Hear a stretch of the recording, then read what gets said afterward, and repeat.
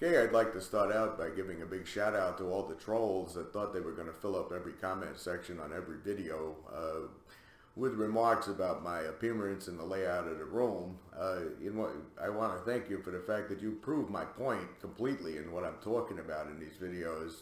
You have absolutely no sound arguments or any rational way of challenging what I'm saying and what I'm putting forth, so you resort to childish insults. But, you know, this face is the same face I've had for 42 years. It's not going anywhere, and if it's ugly to you, well, that's just too bad. I mean, I'm not too worried about it. I know I'm not Hollywood material, and I know I'm not going to get any better with age, but it has absolutely nothing to do with what I talk about in these videos. But you don't have a sound argument. All you have is character attacks and personal insults and little juvenile behaviors, which proves to me that the cult doesn't really have any way to stand up on its own 2 feet and argue about anything rational or anything with facts or anything like that. It just resorts to attacks, which I understand because your whole entire identity is tied up into the cult. You see, I used to be in the cult. I know all about what that's like when your whole existence and your whole entire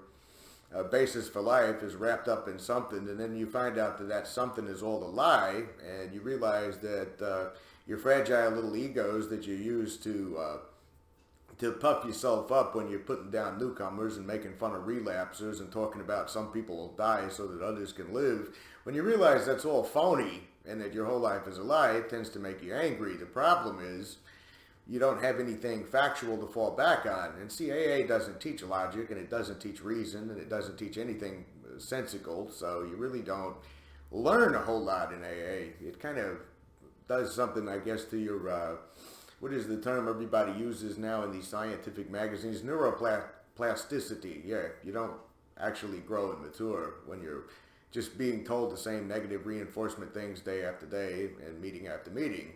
Which kind of leads me to what I was really, what was on my mind when I started this particular video, and it had to do with the stigma of relapse.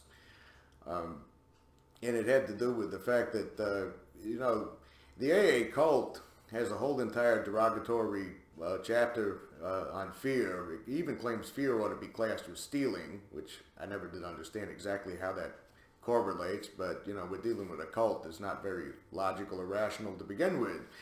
And then it goes on to claim that all fears are rooted in this selfishness and self-centeredness, and that you have to be rid of this or it's going to kill you. And it goes on to talk about living your life based on fear. And I used to see entire meetings dedicated to the topic of fear, you know, how fear is just an inherently bad thing. And it's almost comical in the irony because AA thrives on fear.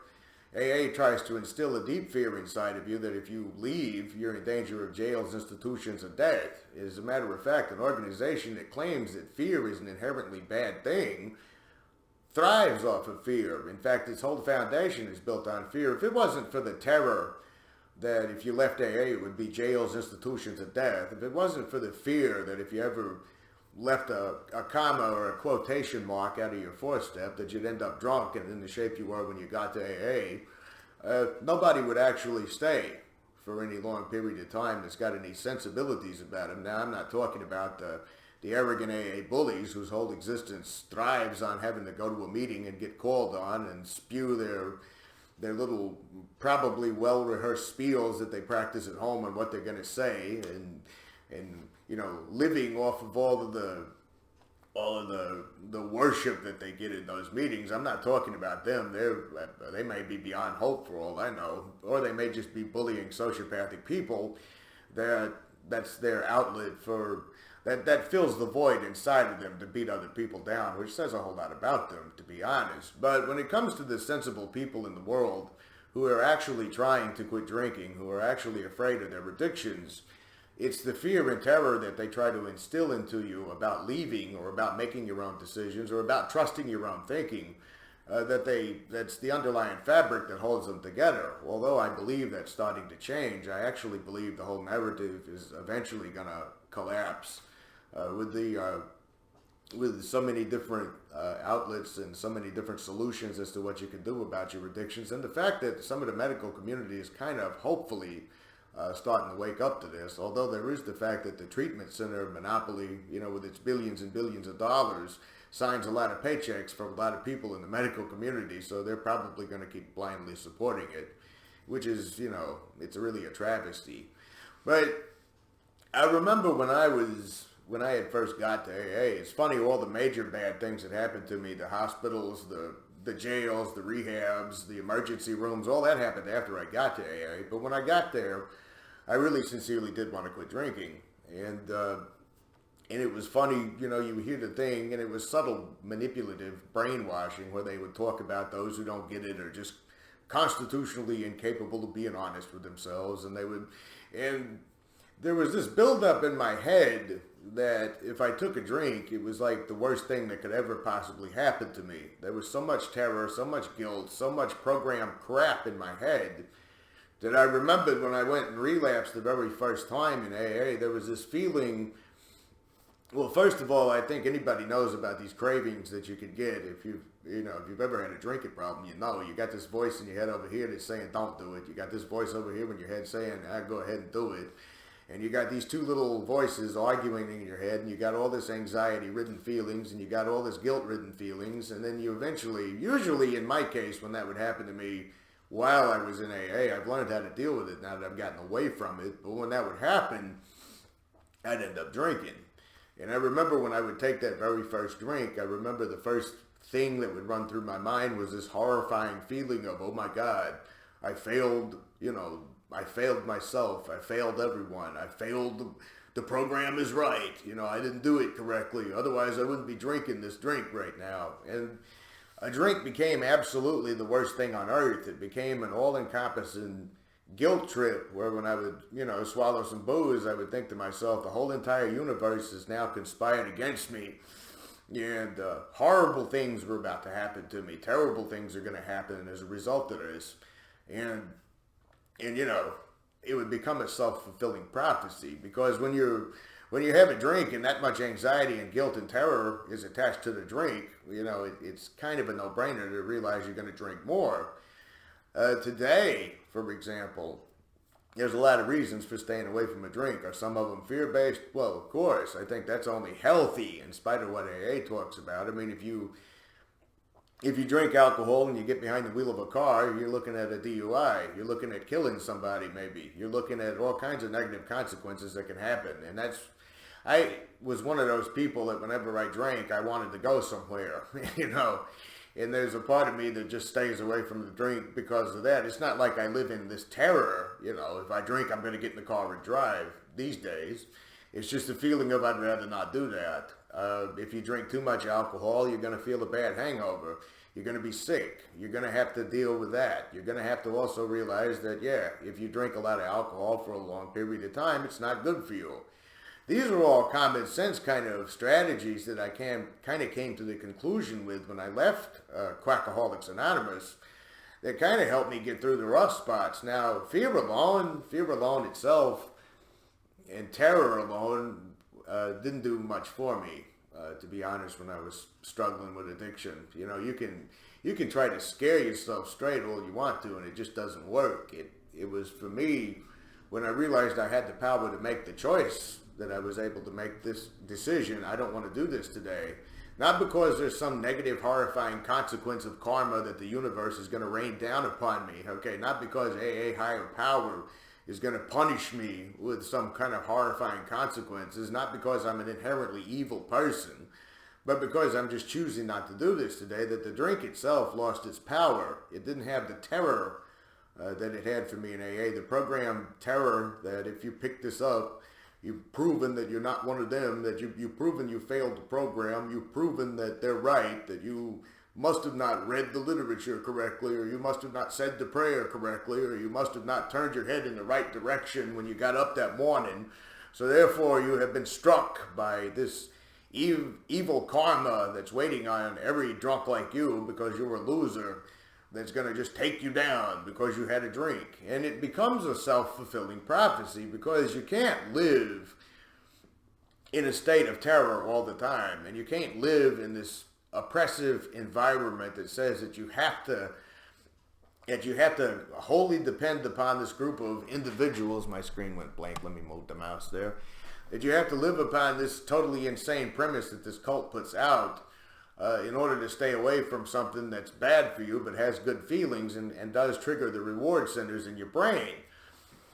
And, you know, there's a study I remember reading about on the Armourage Papers, and I don't have it in front of me, but I'll find it and I'll post it in the comment section, that talked about AA itself increased the rate of binge drinking versus these control groups of people that didn't go into the 12-step thing, that the 12-step programs actually skyrocketed the binge drinking rates. That people who may have been relapsing or may have been slipping and sliding here and there, or stumbling, as I like to call it, were doing way more destructive behavior, way more destructive drinking after they've been in AA for an extended period of time.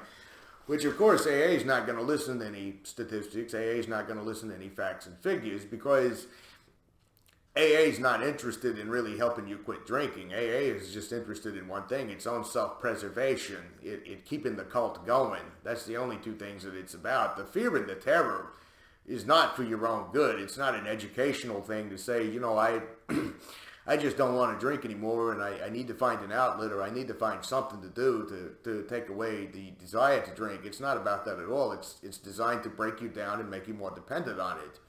There's nothing wholly, you know, I used to see it in meetings a lot where they would say, you know, we have screwed up your drinking now. Anytime you drink, you're going to see us and all of that. They're not saying that in an encouraging way. They're not saying that in the matter of, if you drink, you're going to know there's other ways to get around it, you know, or that there are solutions. They're not saying that. They're saying that when you drink, all these terrible things are going to happen to you. They're all going to rain down on you. And you're going to realize that you're more dependent than ever on us, is what they're really saying. It's all about control and breakdown of yourself. It's all about breakdown of your self-esteem. It's all about breakdown of who you are even. Your whole identity becomes wrapped up in AA. And if you fail AA, you've committed this horrifying crime. And even though it took me a long time of being away from AA to realize this, but that's part of their brainwashing, and it's responsible for no telling how many detrimental relapses that resulted in jails or institutions and even death, because people believed that had to come true. That programming inside of them would take, you know, I even did it myself. I would pick up a bottle and I'd take a drink and I'd say to myself, well, it says that you have to bottom out. How much more pain am I going to have to go through before I hit a rock bottom? And yet the funny thing about it is when I threw all that aside and I eventually overcame a lot of that guilt that was involved and all that terror that was involved, it wasn't about this rock bottom feeling. I didn't have to hit no fucking rock bottom. I just made the choice. I don't want to live like this anymore. Like I've said before around here, the very last time I drank, nothing bad happened. I didn't even get intoxicated. I didn't even get wasted or anything. I had a few, and a couple hours later, I started getting that headachy, washed out, dry feeling, and I started kind of getting some anxiety going on, and I said, you know something, I don't like this. This isn't fun. And the only way to kill this whole bad feeling that was starting to happen as a result of those few drinks is to drink more. And then I realized, well, if I drink more, I'm going to be even more sick in the morning, and I'm going to be even more hungover, and then I can't deal with hangovers the older I get. Whenever I had bad hangovers, I had to head straight to the bottle. And I just kind of saw that in my mind, and I said, you know something, I don't want to do that. And I just chose not to. The empowerment of being able to do that without all of this guilt and brainwashing that's just, you know, driven into you from the moment you get in there. I just think it's really ironic that they talk about fear ought to be classified with stealing, and yet it's an organization that promotes itself and sustains itself on fear and terror. Now, of course, it also promotes and sustains itself through the court systems and through the recovery industry and through all these other things. It manhandles people into having to be there for legal obligations. Otherwise, it would probably be even dying more than it already is. It's funny. I remember somebody made a point about something that I hadn't even thought about, and it was unrelated to this. It was in a discussion that I was having with somebody else, but he was talking about it, and the topic of the conversation was the failed war on drugs, which has not worked. It's a complete failure. But he was saying, when it comes to smoking, and I am a smoker, I'll admit that. I'm not proud of it, but I am. When it comes to smoking in the country today, the smoking rates have dropped. I mean, according to all the statistics and the facts and the figures, the smoking rates have gone down. And now, of course, you have the alternatives like vaping, even though there's the war on vaping that they were trying to get started. And you have, the gum, where you have different ways to, even people that I've heard of who become casual smokers, they smoke once in a while or something like that. But with the alternatives that are available and with what's going on, the smoking rates drop. Now, we didn't have to lock people up for the smoking rates to drop. We didn't have to court order people into some nicotine program where they had to admit their sins and that they were powerless over tobacco. And if they lit a cigarette, the most horrifying things on earth would happen to them. We didn't do that. We didn't have to lock people up for buying a pack of cigarettes. We didn't have to pass more stringent laws about it. It was simply through public awareness that people, most ex-smokers that I bumped into, they didn't stop because of anything like terror or something like that. A lot of them would say something like, I got tired of paying all that money for the prices of cigarettes, or I got tired of having chronic sinus problems, or I got tired of, this thing or that thing. It wasn't because they tried to terrify these people that if you light a cigarette up, it's cancer and institutions and jails and death. Trying to motivate people through just terror and bullying, intimidation, it doesn't seem to be too successful. I mean, the fact that AA has such abysmally low rates of what they term to be success kind of just says it all. I don't really need to make a case for that, just in that of it itself. I remember America Jesus pointing it out one time that, when people say, well, what proof do you have AA doesn't work? And he said the proof was all around you. And I got to thinking about that, and I remembered, during all of my time in AA, I was in there over a decade, sadly enough, over a decade of my life wasted with those people. You didn't see loads and loads of success stories. You didn't see every meeting so packed to the gill with old-timers that there was hardly a chair for anybody to sit in that was new.